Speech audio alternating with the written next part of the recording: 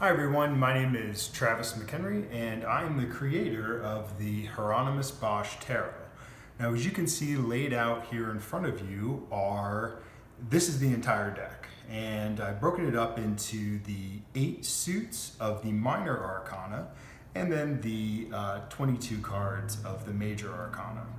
And the reason I want to do this walkthrough before I do a sort of a sample reading is because I want you to have a better understanding of what went into creating these suits and why this deck looks so different from a traditional tarot deck. So as I was creating the deck, I realized if I wanted to do a traditional Minor Arcana, it's gonna have, 5 swords or 6 swords or 7 swords, and I couldn't find artwork that fit into that.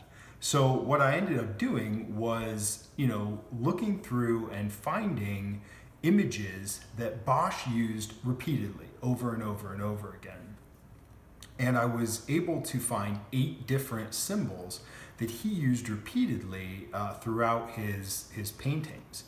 And that's what I used to create the suits of this tarot deck. Now, if you look closely, you'll actually see the traditional suits are here. I'm just going to move the page of books and put him out here for a second. Okay, so coins, which will be coins, swords, which is swords, and vessels, which is the classic cups.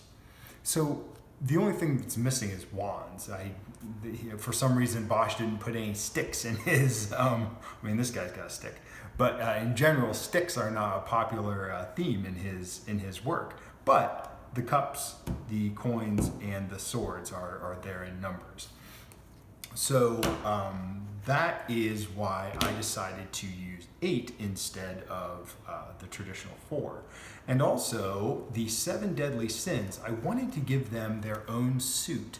Now, the sins as they apply to this deck are not necessarily negative things. You don't have to look at it as, oh, I got a sin in my reading, that must mean it's bad. Well, not necessarily. So for example, sin of wrath, well, that could mean you have anger issues, or you got to watch your temper, or you've been having a fight with someone. The sin of sloth could mean you're lazy. It's time to get off your ass and do some work. And I think most creative people will understand this card in their reading. I know I sure as heck do. Sin of greed, sin of lust, sin of pride, sin of gluttony, sin of envy, and back to wrath. So the 7 deadly sins are how I came up with the idea to have 7 cards in each suit, and then you just do the math to make it a Minor Arcana. It's got to have the requisite number of cards to make a 78 card deck, and voila, we now have 8 suits. And it just happened to work out that Bosch used these different symbols. Skates is another one, and I'll go through each of them here in a second. Skates, birds, berries, books, and then the 3 that I already talked about. So what I've done was lay out each of the page cards as the first card, and I just want to show you the page and the ace. The page is considered the lowest octave, the basic understanding of the suit. So it would be like, the very first time you're exposed to an idea or a concept, you're just sort of learning how it works and trying to kind of figure it out. So you can see here, for example, the page of skates. He's fallen through the ice because his skate is way too big. So he's an adventurous person. He took a risk, but it didn't quite work out the way he wanted to. But you notice, even though he's fallen through the ice, he sort of made a mistake here. He's okay. He's going to swim to the edge, crawl out of the ice, and understand, hey, you can't skate with a gigantic skate like that. And he will eventually mature. You can sort of see his journey here. He'll eventually mature into the Prince of Skates, who is steady on his feet. He understands how to work this. But by the nature of the skates, skates is a suit that's got some uncertainty in it, because ice, you never know if it's going to break or not. There's a risk there, but the reward is you're enjoying yourself. You can get out there and have some fun on the ice. So So the uncertainty is still present in this print. So you can see his arms are sort of going a different direction from his legs, and he's not 100% sure which way he's supposed to go. And if you continue through the octaves here, you can see the King of Skates. Look at this guy. He's really got his life together. He's got himself a boat, a little monkey up there, but he's got a friend that has fallen through the ice. So the King of Skates has his life together, but he is so consumed with himself that he's missed the fact that he really should be helping his buddy, who brought a golf club along. Probably not a great thing to do on the ice. And the Baron of Skates. The Barons are something I've added to the court cards of the tarot. The Barons are considered the lowest octave of the suit. This is generally going to be kind of the mischief maker, the aspect of that suit that is, maybe not as honorable as the other aspects. For example, the Baron of Vessels is somebody drinking a big jug of liquor. When you think of cups, you think of you can deliver a lot of things in that, and alcohol is probably the one thing that maybe will not help your life move forward. And then the Queen of Skates, in this case, you can see she's not a very handsome woman, but she's a useful woman. She's very resourceful. Carrying a letter there, and this is probably going to be someone who gossips a lot, has a lot to do with communication as well. The knights in this deck are almost all connected somehow with movement. They are ambitious. They want to get something done. Now, in this case, the Knight of Skates happens to be a musician, but if you notice, he's not actually wearing the skates. This big creature that he's sitting on, this long-necked thing, is the thing actually wearing the skates. And you notice it's kind of trepidatious a little bit here in stepping out onto the ice. So the Knight of Skates represents, taking that next step, having that faith to step off the edge and take a leap, and maybe you'll have something wonderful happen. And then we're back to the page. So the way the decks work is the page is sort of the basic understanding, and then the ace would be the highest sort of all-encompassing meaning of that suit. Now in this case, the Ace of Skates is just a big old skate. It's not entirely practical. You can't really get too far on one skate, as you can see from what has happened to the Page of Skates, but it represents skates in a general sense. And you can see the skate itself is very light, it's welcoming, it's warm, it's the bright spot on the card. But if you think about what skates function on, ice, that's where the danger is, that's where the uncertainty is. And the background of the card is all dark, okay? It's all the dark ice. And this image, actually almost all of the skates with the exception of the king, and these two here, these come from the Garden of Earthly Delights. It's the hell portion. Hell was believed in medieval Europe to be a frigidly cold place, or alternately a place where there's a lake of fire. So you've got both happening there, and that's what the skaters are all skating on. So that's the Ace of Skates. All right. So we'll go to the next one here, Swords. The Page of Swords, you see he's a little guy. He's kind of got a little bit of ambition there in his face, and he's got a single sword coming out of his tin pot there, and he's got lots of little legs. So the Page of Swords is someone who has been trained. He's kind of ready to engage in a conflict, but at the same time, he's not rushing into battle. He's not like the Knight of Swords. He's kind of able to make things happen, but he also has a little bit of that trepidation. Whereas the Ace of Swords, this is a really interesting card, actually. So it's a gigantic sword coming out of a pair of ears that have been shot through. Now, traditionally, the suit of swords is connected with air. And in my deck, the swords are mostly about conflict. And it can be interpersonal conflict, it can be internal conflict, it can be all kinds of conflict. It doesn't just have to be, war or anything like that. But if you think about what causes most conflicts, the answer is communication. They say that war is diplomacy carried by other means.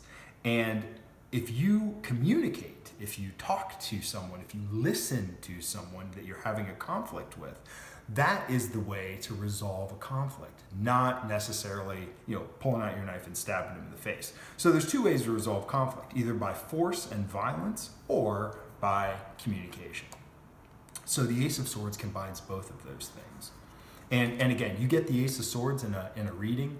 It could mean, it can mean a lot of things, but it basically is telling you, hey, there's a conflict in your life somewhere, or somebody you are having a conflict with, or are going to have a conflict with, and you're going to have to look at positive skills for resolving that. Communication is a great one of them. Next, we'll look at the coins, suit of coins. It's virtually unchanged from the meanings of the traditional, Rider-Waite Tarot. In this case, Page of Coins, somebody who has money but isn't really using it very effectively. I made this card with a very specific person in mind. He is literally pooping the money out of his butt into the pit of oblivion. And I think we can all imagine times when this has been us, where we have not managed our money very well and we have just sort of spent it on frivolous things, maybe a Netflix subscription that you haven't used in months or something like that. That's the Page of Coins. And then the Ace of Coins, this is actually the only card in the entire deck that was not painted by Bosch. It was painted by a guy that came after him called Bruegel the Elder, but Bruegel the Elder was considered a second Bosch. So his style is very, very similar to Bosch's. And the reason I use this is it's the proverb. There's a Flemish or Netherlandish proverb that says, you're so rich, you have tarts on the ceiling. There are tarts on the tiles, or whatever the exact wording is. Basically, it's like we say the streets are paved with gold. Well, this particular proverb is saying that you're so wealthy you can have your shingles made out of tarts, and they very closely resemble coins. So it's blessings. It's a massive amount of prosperity. It's all positivity from a financial and material point of view. Next, let's look at the vessels. So the Page of Vessels in this case is fella who is he's got his little vase there. He has been shot directly in the butt. That can't be too comfortable. But he's trying to climb up this ladder to a place. You see it's all darkness below him. And there's light up here on the top of the card. So he is climbing out of the darkness, out of the pit, and carrying his load with him. He's taking what he's got. And even though he's been injured, he doesn't care. He still keeps going. And I, relate to this card very, very much because I used to work in corporate America. I had a corporate job for many years. And this is exactly what it felt like. You're trying every day. You're literally busting your ass trying to work. And sometimes you just want to try and make it to the end of that. And the rewards and all the good stuff are up here. You're willing or able to put up with the crap you have to take from people. And the reality is you've got the blessings with you the whole time. Your talents, your skills, your ability are with you the entire time. And that's sort of the moral of this card. And then the Ace of Vessels. Now look at this scene of chaos and craziness here. It's a humongous barrel that is pouring out all kinds of liquid, and you can see that these people here have gorged themselves to the point where this guy's throwing up. Two of them have got the runs. It's coming right out their butts, which is kind of funny. But the point is, everybody's got enough to drink. So the Ace of Vessels is very similar to the traditional Ace of Cups. It's a pouring out. You're getting blessings. You're getting great things coming to you. You're not going to have to want for things in the near future. And because it is vessels, there's a connection to holiness, to religion, to spirituality. So it could be also a pouring out of, sort of spiritual blessings as well. Next, we come to the suit of books.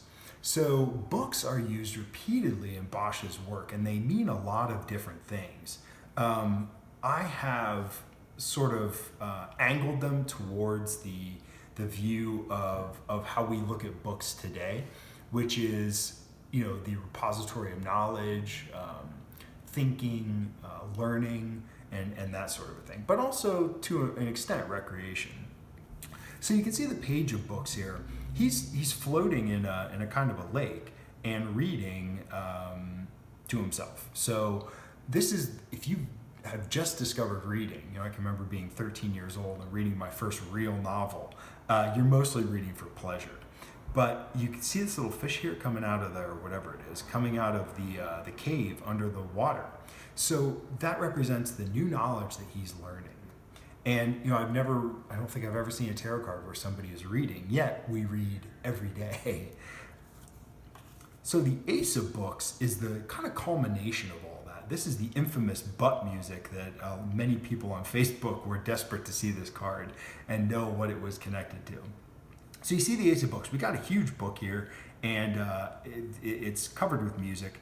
And this guy's butt, who has been crushed by this giant mandolin, is also got music on his butt. And somebody's pointing to him, and there's a lot of pointing and looking going on. So what this represents is, you start in books, you start by reading them. And this guy isn't just reading the book anymore. It's become a part of him. And not only has it become a part of him, it's now coming out of him. So he's literally got it printed right on his body, the information that is also over here. And you can see he's almost ceased to exist as a person because the book and the giant mandolin have covered him. So there's kind of a triangle drawn here of the knowledge, the existence of it in you, and then the device used to sort of make that reality. So you can compare this to if you're a creative person, you being a writer. You have been reading books your whole life, or watching movies, and then or performing music or listening to music, and then eventually it gets inside you, and you're able to make your own books or your own music or write your own scripts or make your own movies or whatever it might be. So that's what this triangle here is about. And of course, you've got to have an audience. If you're a creator, just doing something for yourself can be fun, but it's much more fun, as I found with the tarot cards I've created, it's much more fun to share it with somebody else. So that's books. Books is great for creative people. Even the Baron of Books, I'll just take a second and point out this sort of scoundrel. Here he is getting a little close and personal with a pig. Who is disguising herself as a nun. And on his leg here, so first you don't see books, but on his leg here, these are letters patent. So letters patent would have been, and these are still used today in England, but it was basically the way if the king or the queen wanted to knight somebody or bestow a title on someone, they would give them letters patent. Now notice what's happening. The Baron is receiving his letters patent from this pig. So I don't think the pig nun really has the authority to grant letters patent. So it's an example of fraud or forgery or kind of faking it till you make it, that sort of a thing. There's deceit in this card, a tremendous amount of deceit.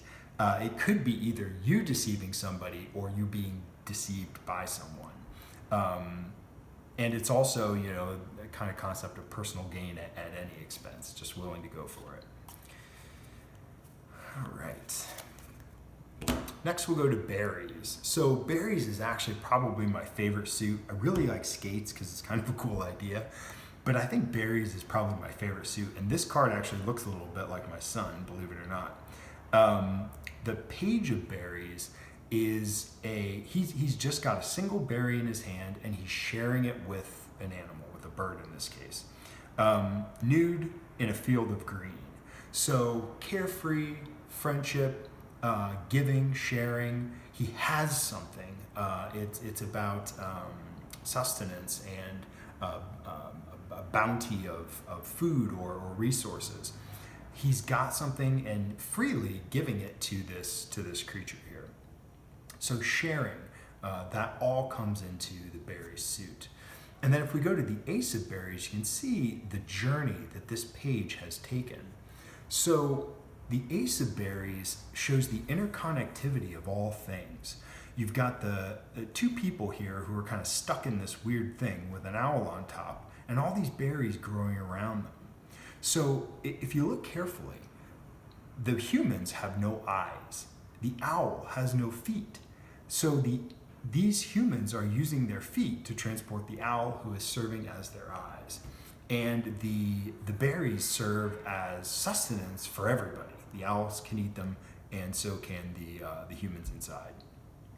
So the interconnectivity, cooperation, working together, which actually takes us into the suit of birds. I'll go through just a couple of these here.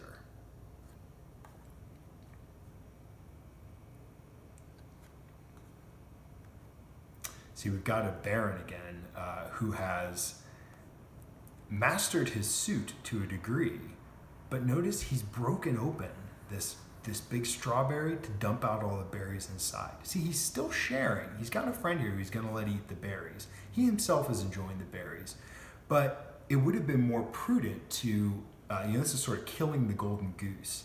He's broken open the big berry and let them all fall out. Meanwhile, the Queen of Berries, who is pregnant with child, this is a card that is very similar to the Empress.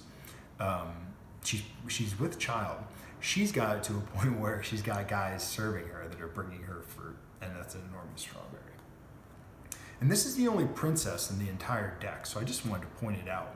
So again, berries are, the suit itself has a lot of connections to fertility. Both fertility of the land, but also fertility of women themselves. So take a look here. The princess, she becomes the queen eventually. The princess in this has been given a berry, the big berry here, and she's eating them on her own. And she's not yet pregnant. So you can imagine what's going to come from this. This is a card about, it's almost the lovers as well. It's a card of love, it's a card of companionship, it's a card of affection, and it's a card that will lead to fertility. And then back to the page. So as I said, the Ace of Berries actually leads us into the birds because it's got a big owl on it. And we'll start with the Page of Birds. The suit of birds in general is about cooperation, friendship, and family. If you wanted to try to find a specific suit that dealt with family and your family issues, the birds would definitely be a good one because birds move as a flock. They move together. In this case, the Page of Birds, he's sitting on a bird. He's got a bird here to his left, but he looks almost melancholy. He's thoughtful. He's able to get on a bird, but he doesn't really know what to do with it yet. And as we'll see, I just want to go to the Knight of Birds real quick. The Knight of Birds is that page who has gained the ability to use his resources. The page is trying to figure out what the heck he can do. What are his skills? What are his abilities? What can he do with his life? What's his path going to be? This is a thoughtful card. It's somebody who's pausing to figure out what they're going to do in the future. Whereas in the Knight of Birds, he's got it. Boom. He's ready. He's on the bird. He's even got a safety helmet on. He's going to be able to go off and conquer the world because he's able to marshal his resources and he knows how to use what he's got to move ahead. Where was the ace? Here it is. Okay. So the Ace of Birds, this comes from the Garden of Eden panel in the Garden of Earthly Delights. You can see it's just tons of birds. I mean, flocks and flocks of them. There's some down here on the ground. There's some going into this egg. And then they're all fluttering around this giant structure here. Supposedly, I guess they would all live in there. So this is showing the interconnectivity of all these different birds. Some of them have got to be down here on the ground. It's a very airy suit, by the way. If you're wondering what element is connected to the suit of birds, it's air, almost exclusively air. But they still have some connection to the earth. No matter how airy they are, they're still forced to come down here for some of their sustenance. King of Birds, very, very well-known and famous painting, part of the Garden of Earthly Delights. This is about purification. If you look at what this giant king bird is doing, he's putting people in and they're coming out the other end. Okay, it's a process of purification which involves work, it involves some hardship, but you have to strip away something in order to get better. The Prince of Birds, this is someone who has mastered the suit of birds. And here he is, you can see he's being fed by a bird. So he is, instead of, see the Page of Berries is feeding the bird. This guy, he's got to figure it out. He's being fed by the bird. which is somebody who has, this would be like a, maybe a middle level manager or something, someone who is figured out how to use his resources to get more resources. Queen of Birds. And back to the Knight. Baron. So I'll just point out the Baron real quick. This is not a great guy. Look, he's got two birds on his shoulder, and there's something over here. It's most likely something he's killed, and he's running away. He's actually in the act of movement. So this is somebody who is willing to steal. It could be something is going to be stolen from you. It could also be something that you have stolen. So this is a card closely related to theft or deception. All right. And then the last suit of the Minor Arcana are the sins, and I've already just briefly touched on them, so I'll just go through them again real quick. Wrath, sloth, greed, lust. One interesting thing about lust is here, there's two couples and this Joker guy. I couldn't fit it all on the card, but the Joker is actually getting buggered up his backside with a wooden spoon behind the awning of the tent here. But if you notice something, just look at the body language of these characters. This guy is reaching out to the woman. This woman's got a flower in her hand, is presumably accepting a bowl of wine, which the wine is down here in the lower part of the picture. So you can kind of imagine this is the courtship, this is the lust, and then this would be what's going on after you've been together for a while. You're sneaking out for a little something out the back door. and again, the sins are not necessarily, you don't have to look at these in a negative way.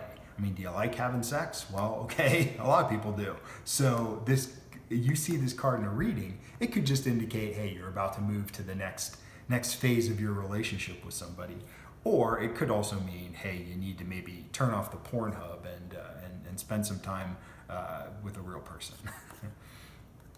Sin of pride. One really cool thing about this, so you're immediately drawn to the central figure here, this woman. And what you might not see is there's a demon holding a mirror off here in the distance, and that's actually what she's looking into. And the irony of this particular card is, Bosch is an absolute genius in this. She is so obsessed with herself in her pride that she is ignoring the fact that there's an audience looking at her. She's got her back to the audience, so we can't even see her face. If she was a little tiny bit less prideful, she might turn around and she'd get the glory and the limelight of us looking at her. Next is gluttony. I mean, you got this little chubbers here with a chubby guy who's eating all this food, and there's more food down here on the floor, and there's food on the table, and he's got a thing of wine there. Yeah, gluttony is pretty obvious. And one other thing about the gluttony card is, it doesn't necessarily mean that you're eating too much. There are so many different kinds of gluttony. It can also almost be connected with greed, but it can also just be about food. It can involve cooking. It can involve a person who does cook. So there are a lot of other things that go into this card besides just being fat. Like, look at this poor kid, man, chubby. Look how filthy his clothes are. Sin of envy. Envy, the concept of a dog having a bone. Look, these two dogs here have got two bones, and this stupid dog is trying to get yet another bone. He wants what somebody else has. Just because this guy has a bone, this dog wants it. And look, the bones he has are actually larger than that bone in terms of thickness. They're fatter. They have more marrow in them. And yet this dog wants a bone. And this guy, you can see he's pointing off to something you can't see over here off the card. He's actually pointing to somebody with, I think he's carrying a bird. And it's supposed to indicate he's got dogs, but he wants a bird now. He's envious of something that somebody else has.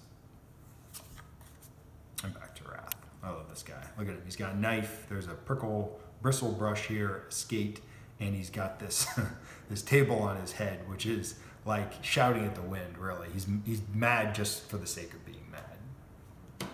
All right. Next, take a look at the Major Arcana. So, Major Arcana has 22 cards. All the cards, their meanings are essentially the same as the traditional Rider-Waite meanings. So as you're going through, they're all numbered just like the regular Major Arcana cards are. So as you're going through, you can ignore the name if you want to, and just focus on the number. It's entirely up to you. Wayfarer, it's just like the Fool. I mean, as soon as I saw this card, you've even got the dog barking, and the way his clothes are ripped and torn and don't quite fit right. It's exactly like the Fool, and this is Bosch's version, and he named it the Wayfarer. I didn't pick that name. The Conjurer is essentially the Magician. I mean, look at what he's got here. You've got the equivalent of a coin, a wand, a cup. The only thing that's missing is a sword. But aside from that, he's even got the table and everything. It's amazing how similar it is to the traditional depictions of the magician. The Virgin Mother, who would be, oh, actually, hang on, I'm missing somebody. These cards aren't in order. Neither was, there we go. All right, Mistress of Terror. And I'm not going to go through every single one of these, but Mistress of Terror happens to be one of my favorite cards. It's the equivalent, card number 2, it's the equivalent of the High Priestess. Now, at first glance, you look at her and she doesn't seem like a High Priestess, but the reality is, look at this guy and look at her actual body language. She's protecting him, okay? It's a protective posture. So to us, she's frightening, but she's actually guarding something. You can see there's even a table here that he's hiding behind and that she's trying to keep him behind. So the concept of the High Priestess as a guardian of mysteries, guardian of esoteric tradition, is kind of what I was going for in matching this particular scene to this particular card. Virgin Mother, I mean, I don't think you have to go too far to draw parallels between her and the Empress. The Kings of the East, who actually come from this card, this would be the equivalent of the Emperor.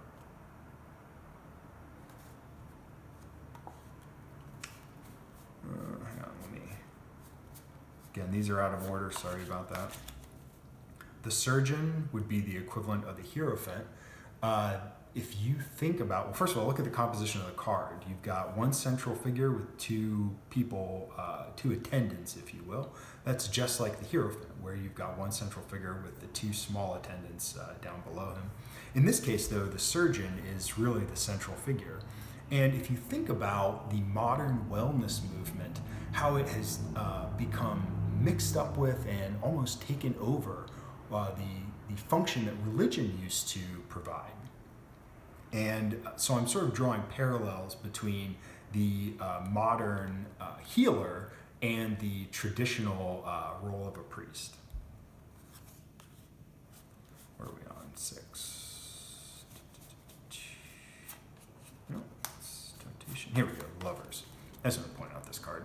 This is also one of my favorite cards. I barely did any modification except for some stuff in the background here and took out a couple of extraneous things down the bottom. I mean, this looks almost like the Rider-Waite Lovers, so it really is a great analog to the traditional tarot. Okay, and I'm not going to go through all these, but I just want to point out a couple of them. Let's take a look at the Flower Pusher. So you look at the Flower Pusher, and it's a guy cramming flowers in this guy's butt. Now, if you think about the traditional position of the 11th card, it's either Justice or Strength. And this actually would be a great card to just say Strength, I think. This could be the Strength card in this deck, but I felt like it was stronger to make it an allegory of justice. Because think about it for a second. Like, everybody wants, hey, if someone has stolen, Bernie Madoff stole billions of dollars, well, we want justice. We want to see him locked up in jail. But what happens when a cop pulls you over because you were doing 70 miles an hour on a 50?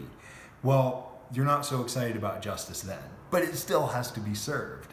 So that's the equivalent of getting flowers crammed up your butt. This guy is impartial. He's not doing it because he's happy. You see, there's no smile on his face. It's brightening other people's lives. I get to sit here and look at flowers and sort of find it amusing. The guy who's having it done to him is probably not really in the best of spirits at that moment. So I felt like it was a great combination of strength and justice on one card. And let's see.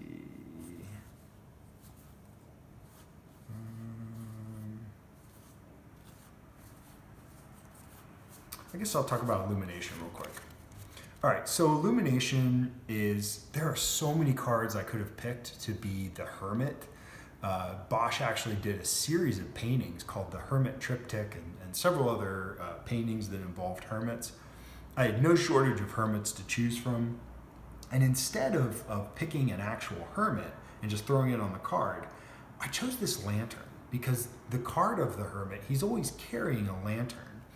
And it's supposed to provide illumination. You know, there's that, again, that idea that there's a hidden mystery or there's some occult secret that the hermit is either looking for or is protecting. So you can see the people inside the lantern are generally pretty content. See, they've kind of, they're okay. But the people outside the lantern are kind of in a state of chaos. So the lantern has brought that illumination.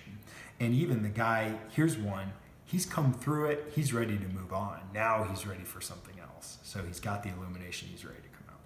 So this is the equivalent of the hermit. So that's it. I'm not going to go through every single card just because there's too many. We can take a look at the purple bag. It's beautiful. Every backer is going to receive one of these. So it's pretty nice. I mean, I think it goes with quite nicely with the deck. You see the box here at the top of the box. So it goes quite nice. Everything fits in there. Voila.